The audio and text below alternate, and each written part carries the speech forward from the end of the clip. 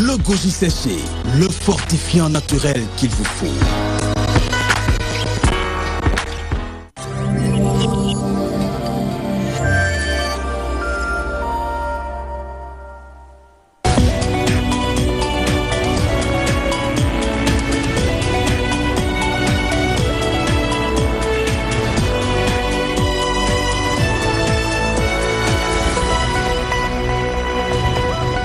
Bonsoir à toutes et à tous. Merci de nous suivre sur DTV, les titres de ce journal. Université de Dakar, les étudiants exigent le départ de Mary Teuw Niane. Ils martèlent qu'il n'y aura plus de cours à l'UCAD tant qu'ils n'auront pas rencontré le chef de l'État. Le grand sérigne de Dakar préconise le système de billettage pour le paiement des bourses. Crise israélo-palestinienne, Idrissa Seck attaqué de tous bords après sa sortie. Son lieutenant Dr Mar Diouf parle de diversion. Le chargé de communication digitale de Rewmi confie que les détracteurs d'Idrissa Seck sont à la solde du président Macky Sall. La mobilité urbaine à Dakar sera améliorée par le train express régional et les bus rapides sur voie réservée. Révélation du secrétaire général du ministère des Transports terrestres. La capitale sera dotée d'infrastructures routières à la dimension de la croissance démographique. L'avancée de la mer à Popenguine affecte le tourisme local et l'économie. Plusieurs familles ont été délogées. Très inquiets, les habitants de cette localité appellent l'État à prendre à bras le corps ce problème en tenant compte des préoccupations des impactés.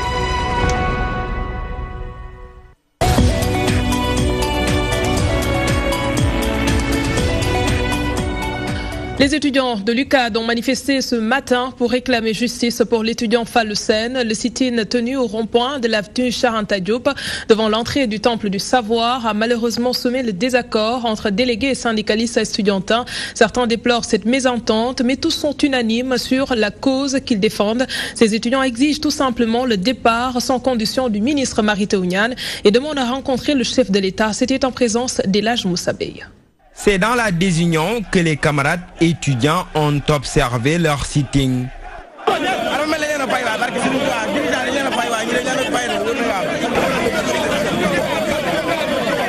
Délégués et syndicalistes en total désaccord sur la stratégie de lutte, comme pour dire qu'ils n'ont pas échappé à l'infiltration, du moins croient certains d'entre eux. Nous avons l'impression que ce gars-là, il est corrompu. Parce qu'il ne porte pas la voix de tous les étudiants. Parce que ce qu'ils disent là, c'est on ne sait pas notre mot dedans quand même. Mary Teuw Niane, nous savons que les étudiants ils montrent contre les autres étudiants. Mary Teuw Niane a des éléments qui sont étudiants. Personne ne pourra acheter notre silence.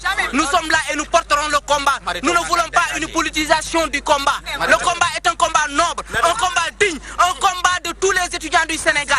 Cependant, la cause reste commune. Tout ce qu'on réclame, c'est la destitution des ministres complices dans cette affaire. Pas un combat d'un groupe d'hommes, pas un combat d'une personne. Aujourd'hui, nous réclamons la démission pure et simple de Mary Teuw Niane. Pourquoi le président de la République n'ose pas limoger Mary Teuw Niane? C'est une demande nationale, Le départ du ministre de l'Enseignement supérieur est donc la condition posée pour espérer regagner les amphipestes de ces étudiants. Ils ont ainsi décrété une grève illimitée. Arrêtons-nous au paiement de bourse aux étudiants. Le grand sérigne de Dakar prône la suppression de l'intermédiation des banques et un retour au système de billettage. Abdoulaye Makhtar Diop pense que c'est la meilleure solution pour payer à temps les bourses et d'apaiser la tension dans les universités du pays. Il s'est entretenu avec Mamadou Diop.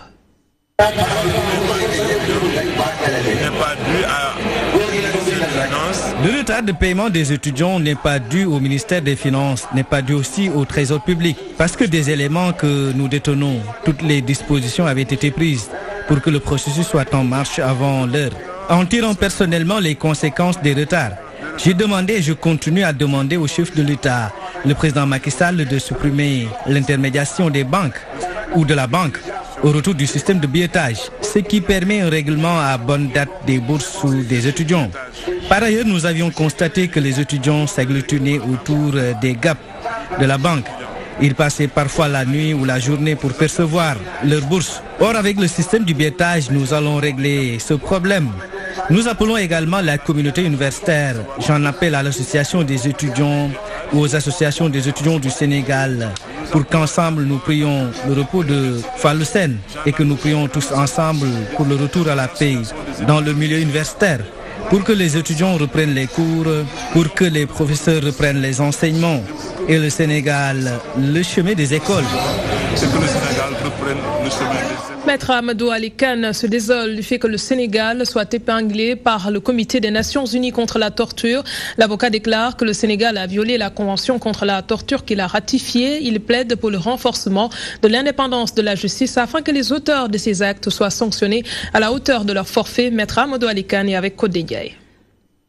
Je pense qu'aujourd'hui, ce qui est demandé au Sénégal, c'est d'améliorer la situation des personnes détenues. Sur le plan matériel, sur le plan médical et sur le plan du traitement de leur dossier. Ce qui est demandé au Sénégal, c'est de revoir sa législation sur les mandats de dépôt. Que la privation de liberté soit justifiée et restreinte. Qu'on ne puisse pas priver de liberté à tout vent, n'importe qui. Que ce soit pas dans des cas vraiment nécessaires que cela arrive.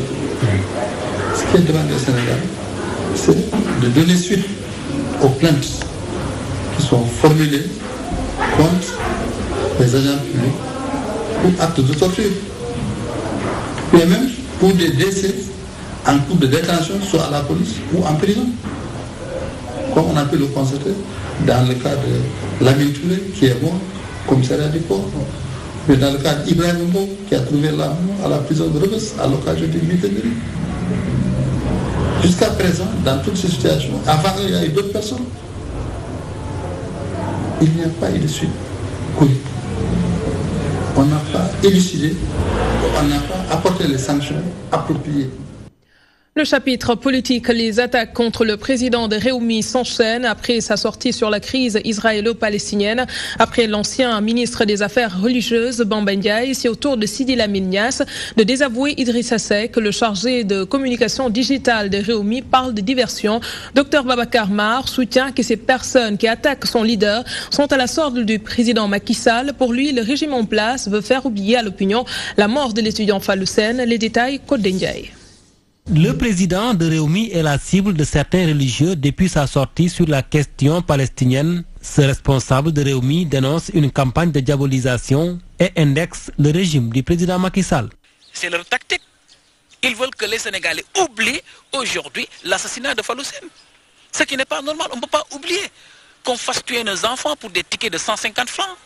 Ils veulent manger, on leur refuse le repas et on les tue. C'est la catastrophe.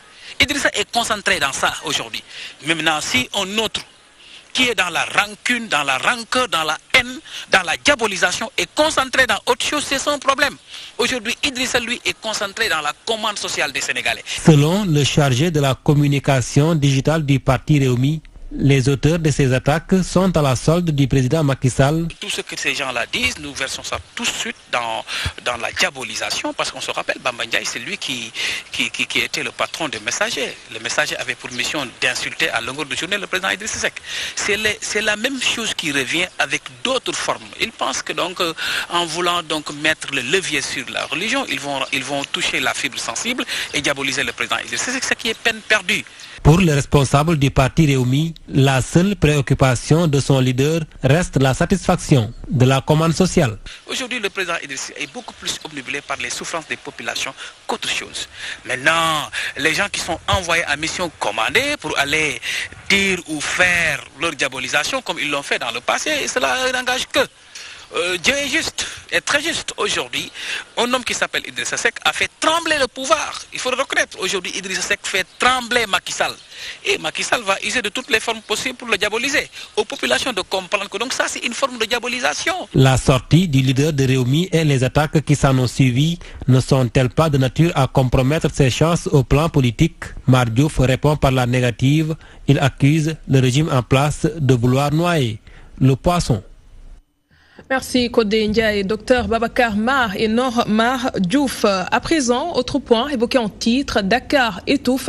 Cela se répercute sur tous les secteurs. La mobilité urbaine est affectée. Les acteurs du transport réfléchissent sur comment changer la donne. Et cela passe par une nouvelle politique de mobilité et d'accessibilité durable dans les grandes villes sénégalaises. Cette vision requiert des infrastructures routières à la dimension de la croissance démographique du pays. Et pour cela, il y a un train express régional et les bus bus rapide sur voie réservée. Mansour Sow nous en dit plus. Circuler à Dakar en véhicule devient de plus en plus difficile. Le poids démographique, l'exode rural et les infrastructures routières sont entre autres à l'origine de cette situation, laquelle interpelle tous les acteurs du secteur du transport. D'abord, la planification qui est la base. Et la planification elle-même repose sur des outils statistiques, c'est extrêmement important. Ensuite, c'est vrai de dire, après la planification, il faut passer à l'exécution. Il ne sert à rien de planifier sans aller à l'étape fondamentale qui est l'exécution. Mais il ne s'agira pas de s'arrêter à l'exécution. Une partie importante, c'est l'évaluation des politiques publiques. Un parc automobile qui s'agrandit à un rythme difficilement contrôlable. Cette croissance requiert de nouvelles dispositions. Ça vous donne la mesure de la criticité du problème. Il y a un autre indicateur qu'il faudrait rappeler. Si nous regardons la fonction circulatoire, l'espace aménagé dédié à cette fonction circulatoire tourne autour de 15%, la moyenne souhaitée au niveau mondial pour que les villes puissent avoir une fonction fluide de circulation et autour de 30%. Ces acteurs soutiennent que le TER et le pôle urbain de Diamniadio vont considérablement améliorer le transport au Sénégal. Un mot d'économie dans ce journal. La zone de libre-échange continentale africaine permettra d'ici à 2022 d'augmenter de plus de sa moitié le volume des échanges commerciaux entre les pays du continent. Affirmation du ministre du Commerce, Alioune Sarr, précise que la ZLEC contribuera de manière significative à la transformation structurelle de l'Afrique, suivant respectivement le ministre du Commerce, Alioune Sarr, et la directrice du commerce extérieur, Aminata Diattasso, au micro d'Elodie Guillot.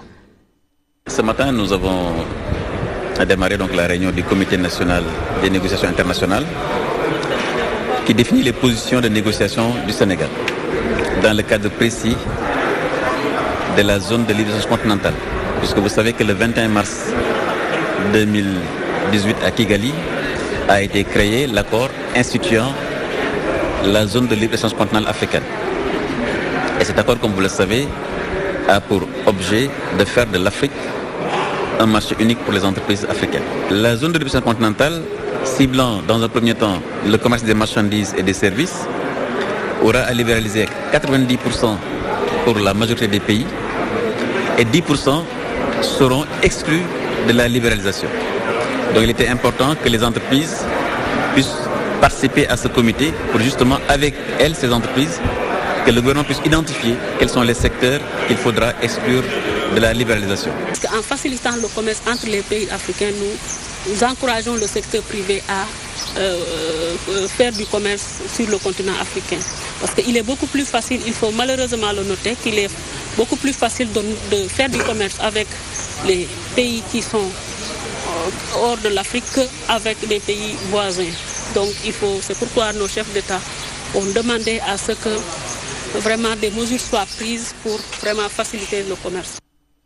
Si je vous dis conviction républicaine, est-ce que cela vous parle? Eh bien, il s'agit de l'intitulé de l'ouvrage du président Macky Sall. Le premier tome est déjà bouclé. Il met en exergue des discours du chef d'État ayant trait au développement. Ces discours sont-ils conformes aux réalisations de l'actuel régime? À quelques mois de la présidentielle, le conseiller spécial du président de la République, Abdoulaziz Diop, estime que cela peut être un bon moyen de communication et c'est ce qu'il a confié à Mohamedou Diallo. Un sourire d'où sont sortis des discours sur des thèmes liés au développement. Une cinquantaine d'entre eux siègent dans cet ouvrage du président Macky Sall, Conviction républicaine. Laquelle direction d'ailleurs qui est le développement par les territoires sur fond de paix et de sécurité. Ça veut dire que l'horizon qui va se dégager est un horizon qui va prendre en compte les territoires dans une perspective de développement économique et social. Il s'agit du tome 1 avec ses 6 chapitres. L'auteur met sur la balance ses discours et ses actes. Le président Macky Sall reprend le pays à témoin en montrant la conformité de son action, étayée par des réalisations dont plus personne ne conteste l'ampleur et l'étendue, sa conformité de son discours officiel avec son action depuis qu'il est à la tête de l'État. La publication des 3 autres tomes est attendue avant la fin de l'année courante, soit quelques mois avant la présidentielle de 2019. Une communication dont le seul objectif est de contribuer à asseoir dans notre pays un débat civilisé, pour que toutes les voix, qu'elles soient de l'opposition ou du pouvoir, soient audibles. À travers cette œuvre écrite, le président Macky Sall veut dialoguer directement avec son peuple, une occasion pour ce dernier de juger son président en faisant la corrélation entre ses paroles et ses actes. Décidément, rien ne va entre les animateurs polyvalents et la directrice de la case des tout-petits. Les premiers cités accusent Thérèse Faye Diouf de faire dans le dilatoire face à leur doléance. Ils veulent bénéficier d'une formation diplômante après avoir opéré dans la formation de la petite enfance pendant plus de 2 ans. Amadou Saliou Diallo et ses camarades disent stop au bénévolat et demandent tout simplement un meilleur traitement. Il réagit au micro de Côte d'Indiaye. Nous demandons à Thérèse Faye qu'elle nous rencontre pour discuter pour notre formation, pour le cas de notre formation. Nous demandons que nous soyons formés, nous tous les animateurs polyvalents des différentes régions, qu'ils soient formés et qu'ils entrent dans le corps enseignant à plein. C'est ce que nous demandons à Madame Thérèse Faye et c'est ce que nous voulons que les autorités compétentes aussi soient au courant. Vous savez, c'est une question lamentable de voir des gens qui se sont sacrifiés et qui ont donné corps et âme pour la nation sénégalaise, avec un consensus bien déterminé qui leur dit qu'à 2 ans, à partir de la 3e année, vous serez formés. Et qui perdure avec des pères de famille, des mères de famille qui perdurent dans les écoles 2 ans, 3 ans, et qui leur espoir s'estompe de jour en jour. Donc ces gens-là, à partir de la 3e année, 4e année, 5e année, ils ne voient rien. Mais on ne peut pas rester comme ça. C'est un proverbe qui dit que un sac de riz vide ne peut pas se tenir debout à longtemps. Notre reportage du jour nous mène à Popenguine. Le littoral est affecté par l'avancée de la mer. Plusieurs maisons se sont effondrées sur place. Situation qui a impacté sur le tourisme local et l'économie. Très inquiets, les habitants de cette localité interpellent le gouvernement. Ils appellent l'État à prendre à bras le corps ce problème en tenant en compte les préoccupations des impactés. C'est l'affaire de Djibissa Johnny. 9h à la plage de Popenguine. Un calme plat règne sur le site. Des jeunes constitués en groupe devant des maisons détruites par l'avancée de la mer.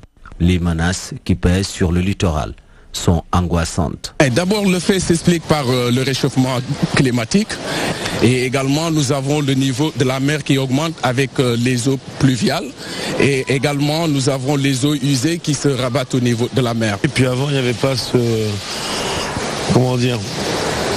toutes ces constructions qui étaient bord, effectivement, il y avait une marge, une plage. À Popenguine, l'avancée de la mer a provoqué l'effondrement des maisons placées aux abords de la plage. Écœurés, ces riverains pensent que la situation peut constituer une menace pour le tourisme. Parce que nous sommes en train de perdre nos plages. Mais actuellement, on est en train de perdre toutes les plages et là, ça ne favorise pas le tourisme. Parce que j'ai vu aussi qu'au niveau de Sali, le lagon, je sais plus, il y a des hôtels qu'on fermait, il y a bien un changement une montée des eaux, quoi. Et ça comme problème. Cependant, Thierry et Isidore implorent l'État à prendre le taureau par les cornes afin de résoudre ce problème en tenant compte des préoccupations des impactés. C'est plutôt essayer de construire des digues. Il y en a quelques digues qu'on a construites à Sali Portudal et je pense que l'État devrait effectivement mettre beaucoup plus de protection. Et après, peut-être pour limiter ce type de catastrophe, si je peux le dire, ou de destruction, il serait intéressant qu'il y ait des politiques d'urbanisme pour éviter d'attaquer le littoral. L'avancée de la mer à Popenguine préoccupe les populations. Des victimes rencontrées non loin de la plage n'ont pas voulu trop s'avancer sur l'affaire, mais demandent tout de même l'appui des autorités compétentes. Notre série de reportages sur le Ramadan se poursuit. Dans la liste des habitudes qui changent durant le mois béni, il y a la catégorie sonnerie de téléphone. La musique cède la place aux mélodies religieuses. Par ailleurs, certains confient que si les jeunes se conformaient à la religion, il n'y aurait pas de changement pendant le Ramadan. C'est un sujet de Adjaranyay.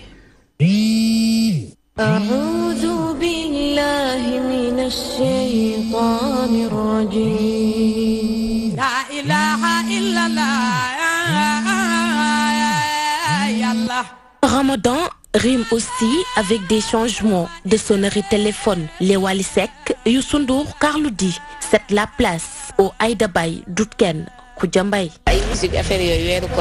Écouter de la musique en ce mois béni de Ramadan n'est pas commode. Déjà, c'est fatigant. Le mieux, c'est de mettre des rasaïd ou zikr tidiane. Certaines personnes changent de sonnerie pendant le Ramadan. Personnellement, moi, je n'ai jamais de sonnerie. C'est toujours le même depuis que j'ai acheté mon portable. Les businessmen dans ce domaine y trouvent bien leur compte, car bon nombre de personnes appliquent ce changement. De nombreuses personnes viennent ici pour qu'on leur mette des écrits ou des récitals de Coran dans leur téléphone, car elles veulent changer de sonnerie. Le Ramadan est un mois béni et il ne rime pas avec la musique. C'est avant même le début du mois que certains viennent ici. Chacun choisit des zikrs selon son tariqa pour qu'il puisse être en conformité avec le Ramadan. Toutefois, certains estiment que les bonnes actions doivent être une continuité. Les jeunes doivent rester dans le droit chemin. Ils doivent changer car le Ramadan est un mois béni. Je pense que la croyance ne doit pas dépendre du mois de Ramadan. Les bonnes actions qu'on faisait doivent continuer. Changement vestimentaire ou alimentaire, les sonneries de téléphone ne sont pas un reste pour être conformes aux exigences du mois béni. À l'université Cheikh Anta Diop de Dakar, la rupture du jeûne n'est pas chose aisée. Les longues files d'attente causées par le nombre insuffisant de restaurants universitaires sont à l'origine des lenteurs. Certains étudiants vont même jusqu'à cotiser dans les chambres pour préparer les nogous au dîner. Vous allez le voir dans cet élément de Djibissa Adjoni. Nombreux sont les jeunes qui s'associent en ce mois béni pour organiser des nogous de solidarité dans les quartiers. L'université Cheikh Anta Diop de Dakar aussi ne déroge pas à la règle. Étant musulman, étant aussi baïfal, on s'est dans l'obligation de donner aux honneurs quelque chose, ne serait-ce qu'une date. Avant la rupture du jeûne, accéder aux restaurants universitaires relève d'un véritable parcours du combattant, ce que laissent croire ces étudiants. On est venu ici faire la queue pour prendre des ndogu, quoi. Tu peux faire 2 heures de temps dans les queues, c'est vraiment le désordre. La rupture du jeûne, chose pas du tout aisée à l'UCAD. Les longues files d'attente sont à l'origine des lenteurs. Je n'ose même pas utiliser le mot aisé. Ici, on dirait que j'utilise la métaphore des frontières pour quitter un pays et entrer dans un autre pays. Remontés, ces étudiants suggèrent aux autorités universitaires d'ouvrir d'autres restaurants pour réduire les longues files d'attente. Le restaurant de Self, le restaurant est en construction, depuis 2 ans. On supplie les autorités de venir à l'aide des étudiants. Si certains étudiants fréquentent les restaurants, faute de moins, c'est loin d'être le cas pour d'autres. Certains préfèrent d'aller au niveau des restaurants et d'autres sont réunis dans leur propre chambre pour faire la rupture ensemble. Ici, au moins, il y a de l'ambiance, on joue, on rigole et tout en mangeant. Des astuces ne manquent pas. C'est à tour de rôle. Par exemple, aujourd'hui, c'est moi qui prépare le dîner. On va faire une cotisation pour qu'on prépare un bon yasse de poulet, bien pané. La rupture du jeûne, véritable casse-tête pour les étudiants de l'UCAD, même si la solidarité existe entre eux, leurs conditions de vie en cette période de Ramadan laissent à désirer.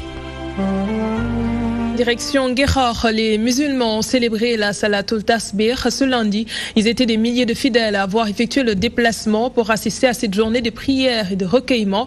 Habib Sakho, le khalife de la famille d'Elhadj Ibrahim Sakho, initiateur de la Salatul Tasbih, a invité les parents à davantage éduquer leurs enfants. Selon lui, il n'y a que par ce moyen que beaucoup de dérives peuvent être évitées. Nous retrouvons Mamadi Diop.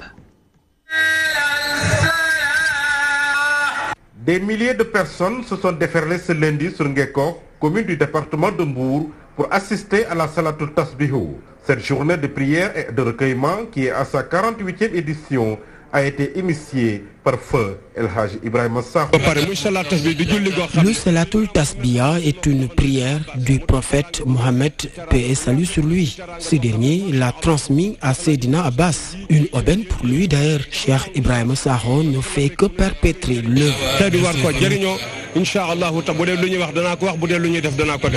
Des récitals du Saint-Coran, des conférences et des prières ont rythmé tout le long de la journée. Serigne Habib Sakho, khalife de la famille d'Elhadj Ibrahim Sakho, tout en magnifiant l'exemplarité de l'entente entre les familles religieuses, mais aussi de la forte mobilisation des musulmans, a incité les parents à davantage éduquer leurs enfants.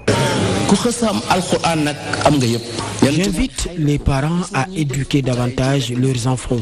Une personne bien éduquée par le truchement du Saint-Coran, autrement dit un enfant de Dara, ne fait jamais de saccage, encore moins incendier des voitures. La délégation gouvernementale a été conduite par le ministre délégué en charge des transports ferroviaires. Abdoundene Sall a transmis à la famille Sakho le message du chef de l'État. Nous invitons tous les Sénégalais à cultiver la paix dans chantier au Sénégal. Le président de la République sollicite votre prière pour assurer. El Haj Bachir Tal était le parrain de cette présente édition. Le petit-fils de Cheikh Omar Foutiyou Tall a formulé des prières pour un Sénégal de paix, de concorde, mais aussi pour un bon hivernage. Nous nous rendons à Kaolack. Le leader du Grand Parti promet de réformer le secteur agricole. Une fois élu président de la République, Malick Gakou, en tournée dans le bassin arachidier, a affiché son ambition de booster le secteur de l'agriculture. Selon lui, le potentiel dont dispose cette région doit être mieux exploité. Pour plus de détails, suivons le chef de file du Grand Parti au micro de Pape Malick Fall. Au cœur de la croissance économique, sans mettre Kaolack au cœur des préoccupations du développement économique et social de notre pays. C'est la raison pour laquelle, pour mettre l'agriculture au cœur du développement économique et social de notre pays, et pour avoir une croissance inclusive, celle-là qui va servir au bien-être social des populations, celle-là qui va apporter le développement humain, nous avons décidé, dans le cadre de l'articulation du programme alternatif sur le Sénégal, de ne ménager aucun effort pour mettre l'agriculteur, pour mettre le paysan au cœur de nos préoccupations du développement économique et social. Jamais, jamais le Sénégal ne peut pas se développer sans le développement agricole. Jamais le Sénégal ne connaîtra une croissance inclusive sans le développement agricole. Jamais le Sénégal ne connaîtra le développement humain durable sans le développement agricole. Alors, comment avoir le développement humain durable? Comment avoir une agriculture de développement? Comment avoir une agriculture moderne sans mettre la région de Kaolack, le cœur du bassin arachidier, au cœur des préoccupations du développement économique? Et c'est tout pour ce soir. Merci de nous avoir suivis. Merci à l'équipe technique. L'info continue dans quelques instants avec BBC Afrique. Passez d'excellents moments en compagnie de nos programmes.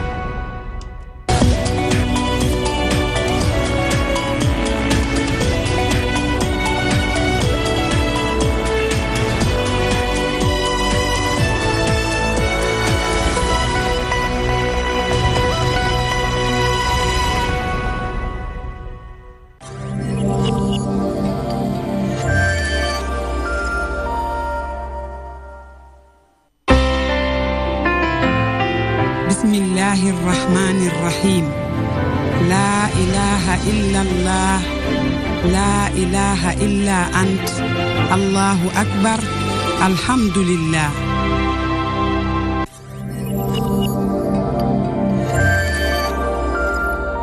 من الشيطان الرجيم بسم الله الرحمن الرحيم السلام عليكم ورحمة الله وبركاته mbokk téléspectateur DTV ñi ngi sant borom bi subhanahu wa ta'ala julli ci sang bi sayyidina Muhammad sallallahu alayhi wa sallam al wasaya delsiwaat di ci ànd ak yéen ko doon laaj egsi na ak ndaanaan ñi nga xam ni ñoo koy ànd moom ci boppam nu mu war a dundee am maanaam